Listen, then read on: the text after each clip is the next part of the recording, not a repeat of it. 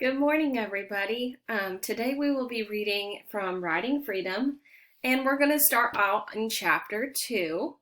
So I'm going to go over to our doc that has been dropped in your Google Classroom and read your discussion questions for today.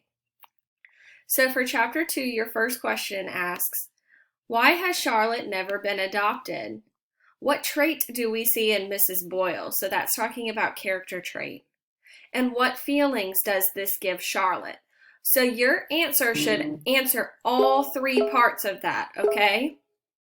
Make sure that you are writing them in full sentences because I saw a bunch of work yesterday, which I'm so grateful for, but a few of those pieces of work only wrote down like one word for something. And you guys have to remember at a fourth grade level, we're going to write in whole sentences. So restate the question, make it sound like a fourth grade level sentence. Number 2's question says, what happened to Freedom? Number 3 says, what bad news does Charlotte receive from Mr. Milshark and Hayward? What decision does Charlotte make after these two events? So be thinking throughout this. Rewind the video of me reading if you need to. I'll try and drop some clues a little bit too as I read. Now, today's reading of Chapter 2 and Chapter 3 is a little bit lengthy, so make sure you're paying attention. I'm sorry it's one of those longer days for reading. I'm trying to look ahead. I made a list of how long all the pages are, but I think today is one of the longer days that we'll have. All right, y'all, let's get started, okay? Chapter 2. Charlotte watched from the stable as Mr. Milshark walked up and down in front of the line of boys, beaming. The prospective parents followed him. Now and then they'd stop to say a few words and to one of the boys, but usually just the younger ones. Charlotte had stopped lining up a long time ago. She was never considered for adoption anyway. People wanted boys to help with their farms or a son to carry on the family name, or they wanted someone young and cute. Once when Charlotte had been as cute as they come, a couple came through in the kitchen with Mr. Milshark.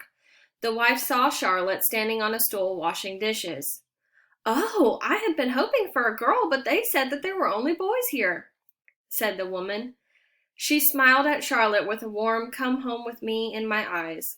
With as much politeness as Charlotte could muster, she said, "Yes, ma'am, it's boys except me," and she smiled back at the woman. The woman walked over to her and with her soapy little hands, and for an instant Charlotte hoped beyond hope. But Mrs. Boyle, so this is a clue, marched over and scooped Charlotte up into her arms. "This here's my niece just helping out in the kitchen. She ain't for adopting. Come on, Charlotte." But before Charlotte could say a word, Mrs. Boyle carried her out of the back door and took her into the garden to pick beans. After that, Miss Boyle hid her in the potato bin each time people came through for fear of losing her kitchen maid. Charlotte remembered the dark, crowded bin and lying on the lumpy potatoes. She would hear Mr. Milshark saying, "And this is the kitchen where Mrs. Boyle prepares our meals." And she remembered peering through the cracks of the wooden slats at the people who came through. Sometimes Charlotte wanted to push open the lid and jump out and yell, "I'm here! I would like a home! Me! Take me!" But more often than not, Mrs. Boyle sat on top of the bin so that Charlotte could not budge, as Charlotte knew better than to make a peep until the people were gone. Charlotte went back to the horses. What would be the point of lining up with the boys anyways? Even though Mrs. Boyle couldn't hide her in the potato bin anymore, nobody wanted an almost grown girl. Freedom seemed worse. Vern hovered over her for about an hour trying to figure out what was wrong. He just kept shaking his head, and Charlotte got a bad feeling deep inside. Later, as Charlotte served soup at dinner, Hayward whispered, "We heard someone got adopted. Maybe it'll be William." "Nah," said Charlotte. "We ain't that lucky." "Who do you think, Charlotte?" asked Hay. But Charlotte didn't answer. Any other time she would be just as nosy as the rest about who it was, but all she could think about was Freedom. As soon as she finished the dishes, she went back to the stable. She wanted to do something, anything to make Freedom feel better. She sat next to the filly until well after midnight when Vern finally sent her to bed. "We won't know anything until morning," he said. Reluctantly, Charlotte returned to her room. She tossed all night, anxious for the morning, but she knew that she couldn't check on the horses until after breakfast. Would she survive? Sweet freedom. She just had to make it. Charlotte tried to hurry through the Sunday morning dishes, but Mrs. Boyle would have none of that. Charlotte, don't you be giving those dishes a lick and a promise. You scrub those pans until they're clean, she yelled. Charlotte thought that she'd never finish. When she finally bolted out of the kitchen door, Hayward was waiting at the back steps. Let's go check on Freedom, said Charlotte, almost running. Charlotte, wait. I heard who's been adopted, said Hayward as he hurried to keep up. Yeah, was it one of those youngins? No, said Hayward. He stopped right there as he waited for Charlotte to turn around and look at him. Well, if it ain't William, I don't really care, said Charlotte. I don't care much about anything right now except for Freedom. You coming or not? Hayward hesitated. Yeah, I'm coming, he said. They hurried to the barn. Freedom's stall was empty. Vern must have moved her out to a small corral to let her get some air, said Charlotte. They turned and stared down the pasture, but when Charlotte saw Vern walking toward her, her face said it all. The infection got the best of her, Miss Charlotte. And I'm going to stop here just to show you there's an image on this page of Vern. Remember, he was a slave that ran to freedom, and now he helps out in the stalls. No, Charlotte clenched her hands. Me and some of the older boys got buried her behind the south pasture. We've been out there all morning. She went real easy in her sleep. There was nothing we could do. Charlotte nodded. She squeezed her eyes tight. She was a really nice horse, said Vern. Yeah, said Charlotte, but she didn't cry. Charlotte never cried. Ain't no shame in mounting a loss, in mourning a loss, Miss Charlotte, he said. But Charlotte pretended that she hadn't heard him, and she walked over to the stall and called the stallion. He came over and he nuzzled Charlotte's hand. You sure have a way with them horses, said Vern. Charlotte nodded as she stroked the horse's head. You go right ahead and rake them stalls if you don't mind to it. You're the best stable boy I got, said Vern. Sometimes I don't know what I'd do without you in here tending to these animals. You might hand in the stables, Miss Charlotte. You're my right hand. Charlotte forced a smile. A feeling crept up into his throat, and it made it hard for him to swallow. Then Charlotte said that she felt like she was on the verge of something. She tried to shake it off.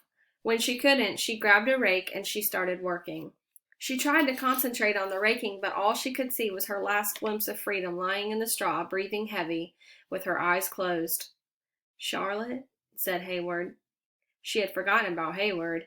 He had wanted to tell her something, but before she could ask, Mr. Milshark's stern voice startled her. Charlotte, he yelled.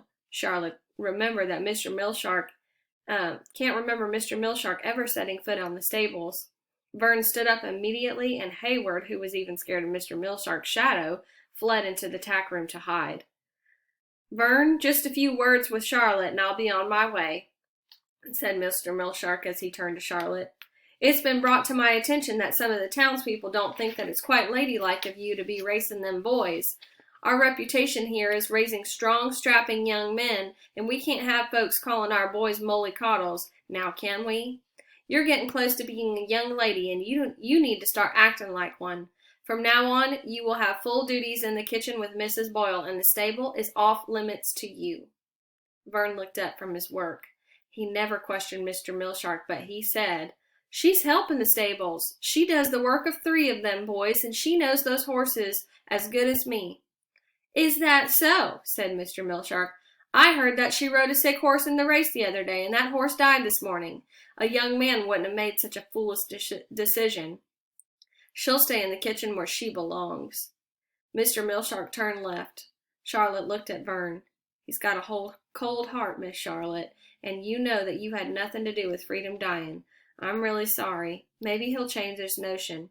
Charlotte couldn't speak. She ran from the stables, and she ran hard without stopping toward the tree line behind the pastures. She hated this place. Mr. Milshark would never change his mind. Hayward called after her. Charlotte, wait! She slumped against the tree, and she bent over to catch her breath. Hayward caught up to her. Charlotte, you all right? I don't know, hey, stinking old mill shark. I can't think of nothing worse than not working with these horses. I can't wait to leave this place. Whoever got adopted yesterday is lucky to have gotten is lucky to not have to look at Mr. Millshark's face ever again.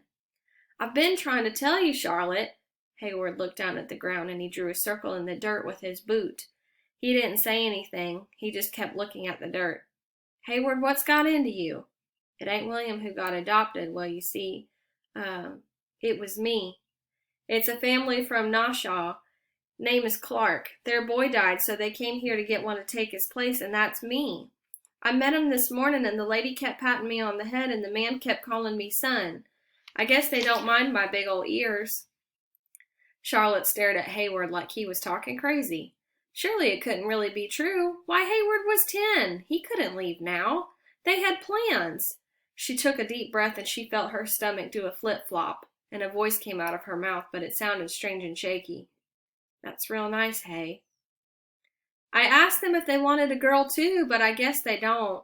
Charlotte looked over at the pasture and nodded her head as if Hay were trying to tell her some everyday news. Well then, when are you leaving? She asked. Tomorrow morning. Charlotte nodded again. Tomorrow was Monday, and they always helped Vern soak the brindles on Monday. Of course, they'll still could change their minds. Don't you think they'll change their minds, Charlotte? Charlotte looked at his worried face. Getting adopted was what every boy lived for. Even Charlotte had those dreams. Dreams of a home, dreams of a family. At least Hayward would be in a better place than this orphanage. She shook her head and she reassured him. No, she reached out and ruffled his hair. You're just what they want, kid. Charlotte sat down under the maple and she felt like someone had socked the wind out from under her. Her hands shook and she sat on them to keep them still. Hayward sat down next to her. I'll write you, Charlotte, and then you'll be the only one here that gets letters. She looked at Hayward. His ears stuck out hard from under his cap. Charlotte closed her eyes. She realized that she had been hoping for something for a long time. She had been hoping Hayward's ears would keep him at the orphanage forever. Charlotte? She opened her eyes and only said calmly, I'm leaving too. Hayward looked at her like she'd lost her mind. You can't. You're not old enough. The last boy that run off got caught and he owed them, the overseer, 2 more years past 16. Charlotte felt a determined anger welling up inside of her. Hayward, don't try and talk some sense into me. You're leaving tomorrow. I can't work with the horses. You know that Mr. Millshark will think of some reason to keep me here forever. I ain't working in that kitchen for the rest of my days. You and me got plans. Hayward jumped up. They'll find you, Charlotte. They always find runaways. And Millshark, he's mean. He'll punish you. He can't if he doesn't catch me, said Charlotte. I just know I ain't staying here to deal with William and Millshark and old Miss Boyle. Not without you or Freedom or the horses to keep me company. Now I got to think of a way. Charlotte knew that a young girl couldn't travel without a chaperone. She stood up and put her hands on her hips and she paced around in a circle staring at the ground. She kicked at a rock until it flew into the air and landed in the pasture. She would need money to leave, and when she got away, where would she go? She would need a job. Who would hire her? Don't do it, Charlotte. Charlotte looked at him, and she looked at his stuffed hair under his cap, his overalls hanging crooked to one side. She really missed him, and he hadn't even gone yet. It wasn't fair. None of this was fair. Not even that she couldn't travel alone. A young boy like Hayward could travel around without question. As she considered this, a treadle of an idea began to weave itself around her mind, and a plan began to take shape. I got to, Hay, she said, but I'm going to need your help. Now that was the end of chapter 2, y'all, so I'm going to stop the video here, and I'll see you on chapter 3 with our discussion questions.